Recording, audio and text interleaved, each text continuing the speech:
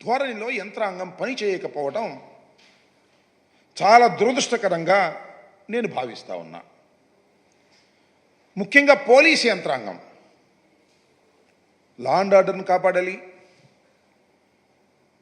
Law and ఆర్డర్ను కాపాడటంతో పాటు ఎవరైనా ఏ అయినా దౌర్జన్యమైనటువంటి శక్తులు పనిచేస్తే వాటిని అడ్డుకోవాలి. న్యాయమైనటువంటి కేసులు పెట్టి వారిని నివారించాలి. ఇవన్నీ వదిలేశారు. ఈ రాష్ట్రంలో అనేక చోట్ల గొడవలు జరుగుతూ ఉన్నాయి. తెలుగుదేశం పార్టీ నాయకులు వైసీపీ కార్యకర్తల్ని నాయకుల్ని కొడుతున్నారు, వేధిస్తున్నారు. మాకు ఈ రాష్ట్ర ప్రజలకి, తెలుగు ప్రజలకి ఆరాధ్య దైవంగా వెలుగొందినటువంటి స్వర్గీయ రాజశేఖర రెడ్డి గారి విగ్రహాలను ఎంత పెద్ద ఎత్తున విగ్రహాలను ఏర్పాటు చేసుకున్నారో మీ అందరికీ తెలుసు. ప్రతి గ్రామంలోనూ రామాలయం ఎలా ఉంటుందో, మసీద్ ఎలా ఉంటుందో, చర్చ్ ఎలా ఉంటుందో ఆ విధంగా ప్రతి గ్రామంలోనూ కులాలకి మతాలకి సంబంధం లేకోకుండా నిలువెత్తు రాజశేఖర రెడ్డి విగ్రహాలను ఏర్పాటు చేసుకున్నారు, ప్రతిష్ఠించుకున్నారు. విగ్రహాలను ధ్వంసం చేస్తున్నారు, పెట్రోల్ పోసి దహనం చేస్తున్నారు. అడ్డుకునేవారు లేరే. ఇది తప్పు అని నారా చంద్రబాబు నాయుడు గారు కానీ తెలుగుదేశం నాయకులు కానీ ఇది తప్పు,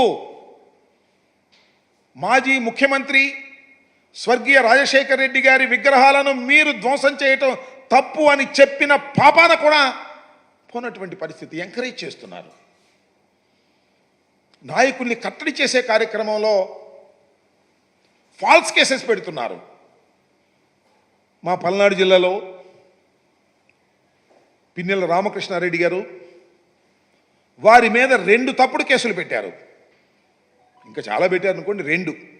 307 అంటే అటెంప్ట్ టు మర్డర్ కేసులు పెట్టారు. నెల్లూరు జైల్లో ఉన్నారు, రిమాండ్లో. 307 అంటే ఏంటి? హత్యాయత్నం చేసినట్టు. ఎవరికి గాయం లేదండి. వినండి, ఎవరికి కించిత్తు గాయం కూడా లేదు. కంప్లైంట్స్ కానీ డిఫాక్టో కంప్లైంట్ కానీ కేసు రిజిస్టర్ చేశారు. ఎప్పుడు రిజిస్టర్ చేశారు? సంఘటన జరిగిన 10 రోజుల తర్వాత రిజిస్టర్ చేశారు 2 కేసులు కూడా. ఆ రోజున కాదు. సంఘటన 13వ తారీఖు జరిగితే 23వ తారీఖు కేసు రిజిస్టర్ చేస్తారు. What is this? పోలీస్ యంత్రాంగం పాపాలు చేస్తుందని మనమే చేస్తున్నా. పోలీస్ యంత్రాంగం సిఆర్పిసిని దాటి ప్రవర్తిస్తుంది. ఇది చాలా ప్రమాదకరమైనటువంటి ధోరణి. ఇది ప్రమాదకరమైనటువంటి సాంప్రదాయం. తప్పులు చేసిన ప్రతి వారిని న్యాయస్థానాలు ప్రశ్నిస్తాయి. గుర్తుపెట్టుకోండి, వదిలేది లేదు. ఎవరు తప్పు చేసినా ఆ న్యాయస్థానాలు వచ్చినప్పుడు అవి ప్రశ్నించేటటువంటి పరిస్థితి ఏర్పడుతుంది. ఒక లా అండ్ ఆర్డర్కి కానీ కేసు రిజిస్ట్రేషన్కి కానీ ఐపీసీ ఉంది. 307 ఐపీసీ అంటే ఏంటి? 307 ఎప్పుడు వేస్తారు? అవతల వాడిని చంపడానికి ప్రయత్నం చేసినప్పుడు వేస్తారు. అటు గిల్లంగానేనో లేకపోతే అంటేనో 307 వేయరు. దానికి వేరే సెక్షన్స్ ఉన్నాయి. 307 వేస్తే బెయిల్ రాదు కాబట్టి అందువల్ల 307 వేయండి, లోపల తోసేయండి. రెడ్ బుక్ లోకేష్ గారు చెప్తాడు, పోలీస్ యంత్రాంగం పనిచేస్తుంది. అలాంటి పోలీసులు మాత్రమే కీలకమైన పదవుల్లో ఉంటారు. పోలీస్ యంత్రాంగంలో ఉన్న అందరినీ అనడం నేను ఒక భాగం కీలకమైన పదవుల్లోకి పోస్ట్ చేయబడిన వారు రెడ్ బుక్లో ఉన్నటువంటి అంశాలను మాత్రమే ఇంప్లిమెంట్ చేసేటటువంటి ఒక విచిత్రమైనటువంటి అరాచకమైనటువంటి పాలనని వాళ్ళ రాష్ట్రంలో కొనసాగించేటటువంటి పరిస్థితి చేస్తున్నారు. ఇది మానవ సమాజానికి మంచిది కాదు. ఈ రాష్ట్ర ప్రజలకు అంతకంటే మంచిది కాదు అనేటువంటి విషయాన్ని ఈ సందర్భంగా నేను చెప్పదలుచుకున్నా. దాంతోపాటు ఇంకొక విషయాన్ని దృష్టికి తీసుకురావాలి ప్రజలకి. 11వ తారీఖు అంటే నిన్నగాక మొన్న ఒక విచిత్రమైన కేసు క్రైమ్ రిజిస్టర్ చేశారు. దానిలో హైయెస్ట్ సెక్షన్ ఇస్ 307. చాలా చిత్రమైన కేసు. ఈ కేసులో ముద్దాయిలు ఎవరంటే సాక్షాత్తు మాజీ ముఖ్యమంత్రి జగన్మోహన్ రెడ్డి గారు, ఇద్దరు ఐపీఎస్ ఆఫీసర్సు ప్రభుత్వంలో పనిచేసిన వాళ్ళు. జగన్మోహన్ రెడ్డి గారి ప్రభుత్వంలో కాదు పనిచేసింది వీళ్ళు, చంద్రబాబు నాయుడు గారి ప్రభుత్వంలో కూడా పనిచేశారు, రాజశేఖర రెడ్డి గారి ప్రభుత్వంలో పనిచేశారు, అంతకుముందు ప్రభుత్వంలో కూడా పనిచేశారు. దానిలో సునీల్ కుమార్ గారు మేము రాగానే వచ్చినతను కాదు, ఐపీఎస్ మేమేలా Indian Police Service. Jaganmohan Reddy గారు ఇవాళ ఐపీఎస్, అంతకుముందు కూడా పనిచేశాడు చంద్రబాబు నాయుడు గారి ప్రభుత్వంలో కూడా ఆఫీసర్. అలాగే పిఎస్ఆర్ ఆంజనేయులు గారు రాజశేఖర్ గారు టైంలో పనిచేశారు. చంద్రబాబు నాయుడు గారి టైంలో నాకు బాగా గుర్తు, కమిషనర్ ఆఫ్ విజయవాడ.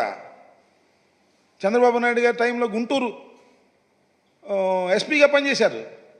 చాలా పేరు ప్రఖ్యాతులు సంపాదించారు. లా అండ్ ఆర్డర్ విషయంలో చాలా గట్టిగా ప్రవర్తించేటటువంటి వ్యక్తి అని ఆ రోజున చంద్రబాబు నాయుడు గారి ప్రభుత్వంలో కూడా కొనియాడబడినటువంటి వ్యక్తి. దాంతోపాటు మరొక పోలీస్ ఆఫీసర్, దాంతోపాటు మన Guntur medical GGH superintendent, then superintendent, ఇప్పుడు రిటైర్డ్ అయ్యారు, ప్రభావతి గారు. వీళ్ళ 5గురిని పెట్టి 307 అండ్ అదర్ సెక్షన్స్ వేసి కేసు బుక్ చేశారు. ఏమిటి దీని కేసుకు గల కారణాలు ఏంటి, ఎందుకు బుక్ చేశారు? నేను చాలా స్పష్టంగా చెప్తున్నా. ఇది చంద్రబాబు నాయుడు గారు, లోకేష్ గారు అని పేరేంటి, రాజు గారు, త్రిబుల్-ఆర్ ముగ్గురు కలిసి కుట్ర చేసి జగన్మోహన్ రెడ్డి గారిని ఇబ్బంది పెట్టాలి, జగన్మోహన్ రెడ్డి గారి మీద కూడా 307 కేసు వేసి ఒక వికృతమైన ఆనందాన్ని పొందాలి అనేటువంటి కుట్రతో ఈ కేసుని మొన్న 11వ తారీఖున రిజిస్టర్ చేశారు. ఎప్పుడు క్రైమ్ జరిగింది? అకార్డింగ్ టు దెమ్ 2001లో. మీ అందరికీ గుర్తుండే ఉంటుంది, బహుశా మర్చిపోయి ఉండొచ్చు కొంతమంది కాలానుగుణంగా. ఈ త్రిబుల్-ఆర్ రాజు గారు పూర్వం మా పార్టీనే, వైసీపీ పార్లమెంటు సభ్యులు నరసరావుపేటకి, నరసాపూర్కి ఫ్యాను గుర్తు మీద గెలిచాడు. జగన్మోహన్ రెడ్డి గారే బీఫామ్ ఇచ్చారు. గెలిచిన తర్వాత మాతో విభేదించాడు. చంద్రబాబు నాయుడు గారి చెంతకు చేరాడు. ఆయన డైరెక్షన్లో హైదరాబాద్లో కూర్చుంటాడు, ఢిల్లీలో కూర్చుంటాడు, ఒక ఛానల్ని హైర్ చేసుకున్నాడు. రోజు జగన్మోహన్ రెడ్డి గారిని తిట్టడం, దూషించటం, వైసీపీ నాయకులను దూషించటం. ఏ స్థాయిలో దూషించాలంటే వాడు వీడు వెధవ సన్నాసి, ఈ రకంగా రోజు రెచ్చగొట్టే కార్యక్రమాలే, భయంకరంగా రెచ్చగొట్టే కార్యక్రమాలు, సంఘ విద్రోహ శక్తుల్ని రెచ్చగొట్టే ప్రయత్నాలు. చూసిన తర్వాత అకార్డింగ్ టు లా, చట్ట ప్రకారం ఆయన మీద కేసు రిజిస్టర్ చేశారు. కేసు రిజిస్టర్ చేసిన తర్వాత whether it is false or right, ఆయన according to him false case అన్నాడు. ఎస్, ఫాల్సా కాదా ప్రజలందరికీ తెలుసు ఆయన ఎంత బాగా రెచ్చగొట్టాడో. టీవీలో మాట్లాడుతూ ఒక ఛానల్ లాగా పెట్టుకుని దానిలో రోజు ఈ టైంకి వస్తాడు, తిడతాడు. అప్పుడు దెన్ సీఎం గౌరవనీయులైనటువంటి జగన్మోహన్ రెడ్డి గారిని విచ్చలవిడిగా మాట్లాడు, పొట్టోడు అంటాడు, అది అంటాడు, ఇది అంటాడు, దొంగ అంటాడు, ఇది అంటాడు, ఇష్టం వచ్చినట్టు మాట్లాడాడు. కేసు రిజిస్టర్ చేసిన తర్వాత అది ఫాల్సా జెన్యూనా, that will be decided before the honourable court. చేయాలంతే. ఆయన ఫాల్స్ అనుకుంటాడు, నా మీద కేసు పెడితే నేను ఫాల్స్ అనుకుంటా, ఆయన మీద కేసు పెడితే ఆయన ఫాల్స్ అనుకుంటాడు. ఆ కేసులో సిఐడి వెళ్ళి అరెస్ట్ చేసి తీసుకొచ్చి కోర్టులో ప్రొడ్యూస్ చేశారు. ఇది జరిగింది. అరెస్ట్ చేసిన తర్వాత ఎప్పుడు కోర్టులో ప్రొడ్యూస్ చేయాలి? Within 24 hours. వితిన్ 24 అవర్స్లోనే ఆయన ప్రొడ్యూస్ చేశారు.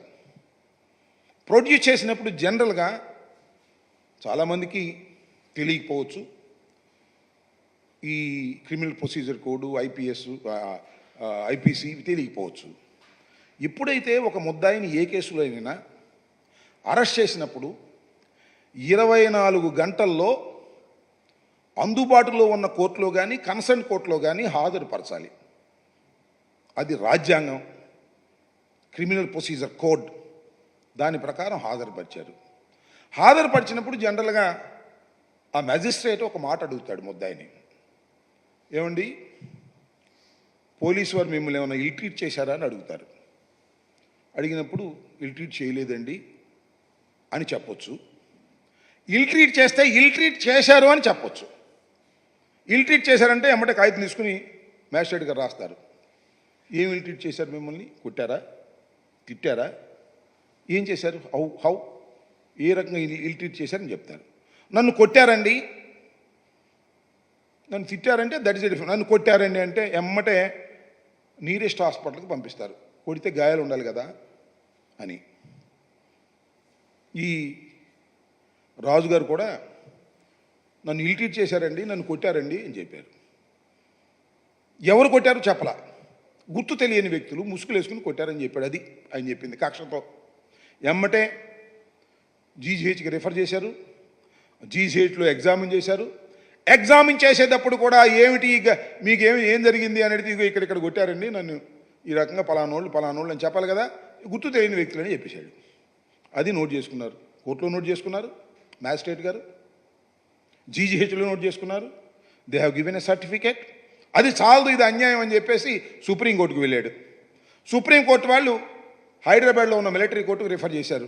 అక్కడికి వెళ్ళాడు, అక్కడ కూడా సర్టిఫికేట్ తీసుకున్నాడు. తర్వాత ఆయనకి బెయిల్ వచ్చింది. ఇది జరిగినటువంటి అంశం. ఇది జరిగిన నెల అవుతుంది, 3 years అవుతుంది. 3 yearsలో అప్పుడు ఆ తర్వాత చాలా there are so many options. నువ్వు ప్రైవేట్ కంప్లైంట్ వేసుకోవచ్చు, ఓకే, నీకు అన్యాయం జరిగింది అనుకుంటే ప్రైవేట్ కంప్లైంట్ వేసుకునే ప్రొవిజన్ సిఆర్పిసిలో ఉంది. నువ్వు ప్రైవేట్ కంప్లైంట్ వేసుకోవచ్చు, విభిన్న ఫామ్స్లో నువ్వు ఫైట్ చేయొచ్చు. అవేం చేయలే. ఇప్పుడు దాకా కాముగా ఉన్నాడు. గవర్నమెంట్ వచ్చింది, జగన్మోహన్ రెడ్డి గారు ముఖ్యమంత్రిగా దిగిపోయారు, చంద్రబాబు నాయుడు గారు ముఖ్యమంత్రిగా అయ్యారు. మళ్ళా ఈయన ఉండి శాసనసభ్యుడిగా తెలుగుదేశం పార్టీని గెలిచాడు. కక్ష సాధింపు. ఏం చేయాలి ఇప్పుడు? జగన్మోహన్ రెడ్డి గారిని ఏదో ఒక విధంగా కేసులో ఇరికించి ఆయన మీద కక్ష సాధింపు చర్యలు చేయాలనేటువంటి ఉద్దేశంతో పోయిన మాసం 11వ తారీఖున పంపించాడు ఒక మెయిల్. ఇవాళ నేను చూశాను, ఆయన మళ్ళా మాట్లాడుతున్నాడు. నిన్న సుధాకర్ రెడ్డి గారు ఇక్కడే ప్రెస్ మీట్ పెట్టి చెప్పారు, 11వ తారీఖున కంప్లైంట్ ఇచ్చి మెయిల్లో గుంటూరు ఎస్పీకి పంపిస్తే 10వ తారీఖునే లీగల్ ఒపీనియన్కి పంపించినట్టు రాసుకున్నారు. ఫ్యాబ్రికేటెడ్. ఆయన 11వ తారీఖు మెయిల్లో పంపించాడు, 10వ తారీఖునే వీళ్ళు రిఫర్ చేశారు. ఏంటిది అంటే ఒక ప్లాట్, ఒక ప్రీ ప్లాన్డ్గా చంద్రబాబు నాయుడు గారు లోకేష్ గారు చెప్పడం, ముందే పంపించడం, టకటక పంపించేటువంటి కార్యక్రమం చేయటం. నేను 11వ తారీఖు, నేను 10వ తారీఖుని పంపించాను, పొరపాటున 11వ తారీఖు అని మా అసిస్టెంటు దాని మీద నెంబర్ వేశాడు అని ఇందాక ఎక్కడో ప్రెస్ మీట్లో చెప్తున్నాడు. మెయిల్లో ఉంటుంది కదా ఎప్పుడు రిసీవ్ అయింది, 11వ తారీఖునే రిసీవ్ అయినట్టుగా మెయిల్లో చాలా స్పష్టంగా ఉంటుంది. ఏమైనా జామ్ అయిపోయిందా? 10వ తారీఖుని పంపిస్తే నువ్వు మెయిల్ దొరికిపోయావు. నువ్వు దొరకడం కాదు బాబు, పోలీస్ ఆఫీసర్లు కూడా దొరికిపోయారు.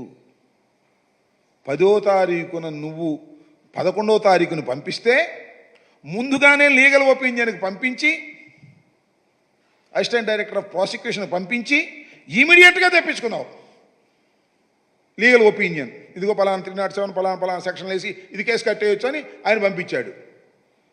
మరి నువ్వు నెల దాకా ఎందుకు అయ్యావు? 11వ తారీఖుని ఎందుకు రిజిస్టర్ చేశారు పోలీసు అధికారులు? నేను అడుగుతా ఉన్నా, పోలీసు అధికారులను అడుగుతా ఉన్నా, ఆ కన్సర్న్ ఆఫీసర్స్ని ఎందుకు 1 month డిలే చేశారు? ఎఫ్ఐఆర్ మీకు చేరిన తర్వాత 1 month ఎందుకు డిలే చేశారు? ఎందుకు చేశారో మాకు తెలుసు. మాట్లాడుకున్నారు, జగన్ గారి మీద కేసు పెడదామా, రాంబాబు గారి మీద కేసు పెడదామా, ఎవరి మీద కేసు పెడదాం అని లోకేష్ గారు, చంద్రబాబు నాయుడు గారు, రాజు గారు 1, 2 సార్లు 3, 4 సార్లు ఆలోచించుకున్నారు. పైనుంచి కింద దాకా యంత్రాంగాన్ని సమాయత్తం చేసుకున్నారు. 11వ తారీఖుని కేసు రిజిస్టర్ చేశారు. ఏమిటి అన్యాయం అని అడుగుతా ఉన్నా. ఇది రెడ్ బుక్ అమలు చేయటమా లేక లా అండ్ ఆర్డర్ను కాపాడటమా? ఒక్కసారి ఆలోచించవలసింది. కానీ ఈ సందర్భంగా రాష్ట్ర ప్రజానీకాన్ని కోరుతున్నా, దానితో పాటుగా పోలీసు అధికారుల్ని కింద నుంచి పైదాకా నేను ఒకటే చెప్పదలుచుకున్నా, పరిశీలించుకోండి. ఫాల్స్ కేసులు మీరు పెడుతున్నది ఎవరి మీద? రాష్ట్ర మాజీ ముఖ్యమంత్రి మీద, అంతేకాదు ఇద్దరు ఐపీఎస్ ఆఫీసర్ల మీద, మీలాగా ఐపీఎస్ చదువుకొని మెరిట్లో వచ్చినటువంటి వ్యక్తుల మీద, ఒక డాక్టర్ మీద, మహిళా డాక్టర్ మీద మీరు కేసులు పెడుతున్నారు. ఎవరి ప్రోద్బలం న్యాయం అయితే పెట్టండి, తప్పలేదు. If it is genuine we have to register the case against anybody, no problem at all. Political ప్రెషర్కు మీరు లోనై కేసులు పెడితే అయిపోదు అప్పుడే కథ. చాలా కథ ఉంటుంది. కాలం గిర్రె తిరిగి వస్తుంది.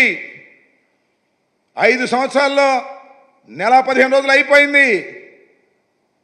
మళ్ళా కాలం గిర్రున తిరిగి వచ్చేటటువంటి పరిస్థితి ఉంటుందనే విషయాన్ని మర్చిపోతున్నారు. గుర్తుపెట్టుకోమని మనం చేస్తున్న ఫాల్స్ కేస్ 3 సంవత్సరాల క్రితం జరిగినటువంటి వ్యవహారాన్ని అంతవరకు ఏమి లీగల్ ఫైట్ లేకోకుండా, కేసు పెట్టుకోకుండా, ప్రైవేట్ కేసు పెట్టుకోకుండా, ప్రభుత్వం వచ్చిన తర్వాత ఆయన మళ్ళా ఎమ్మెల్యే అయిన తర్వాత, అధికార పార్టీ ఎమ్మెల్యే అయిన తర్వాత చంద్రబాబు నాయుడు గారి ఆశీస్సులతో లోకేష్ యొక్క సారథ్యంలో మీరు ముఖ్యమంత్రి గారి మీద